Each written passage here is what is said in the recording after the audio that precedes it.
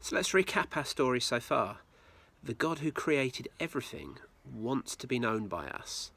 And because he wants to be known by us, he's revealing himself to us. And as we want to be disciples, it's important we know who it is that we're following.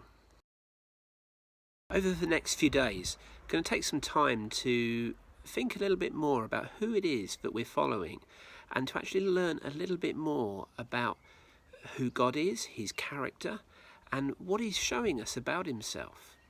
But let me ask you a question. What's in a name?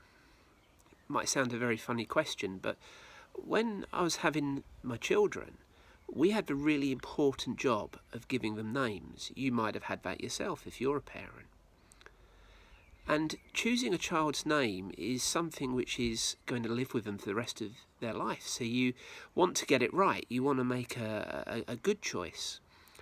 And certainly what I found was I wanted to look at what the meanings of the names were before I chose my children's names. In the Bible, names are important because names are not just the identity of the person, but they also speak to the character of the person. So time and time again in the Bible, you see people being given new names or being given names at birth that actually speak of something and have an underlying meaning that identifies their purpose or their character. And it's exactly the same with God. If it's all right, I'm not quite ready to leave Genesis 1 yet, because when we read Genesis 1 verse 1, we read it in the English. But if we were to read it in the original language it was written in Hebrew, what we would realize is that when it says in the beginning God, it's actually talking about God and giving him a name, giving him the identity Elohim. Now, that might not seem particularly significant to you, but if I was to tell you that 2,500 times through the Old Testament, where we read God, the Hebrew is actually calling God Elohim. And Elohim has a couple of meanings. One of its meanings is the Supreme One. In other words, Elohim is the one who ultimately has authority. It also speaks to the meaning Mighty One, talking about power. And so Elohim's often identified with the Creator, the one who made all things, the power of God. But interestingly, in the original grammar, Elohim's also plural, and again speaks to the idea that there is God in relationship with himself. I've spent a lot of time working with people in recovery, and one of the ideas in recovery is that for us to become healthy, we need to connect with our higher power.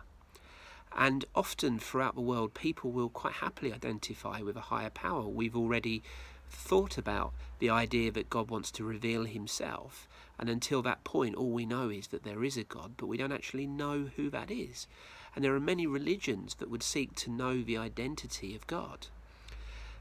If we understand that God wants to reveal himself and he wants us to know him, then actually understanding him as Elohim is really where our relationship with God begins, because it's an invitation to know God in a personal way.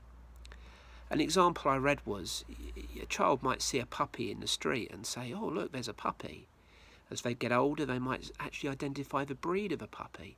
Or when that puppy comes to live with them, they start to say, "That's my puppy." And it's a little bit the same with us. Some people will identify that there is a higher power, there is an Elohim out there. But actually the invitation is for us to go beyond recognizing that he exists, to actually building a relationship with the Supreme One, the Mighty One, the one who has all authority, the one who has all power. Psalm 109 verse 26 is interesting, where we read, "Help me, O Yahweh, my Elohim, save me because of your mercy." We see there in the Bible God inviting us to call on Elohim in order that our relationship with him might begin and we might be saved.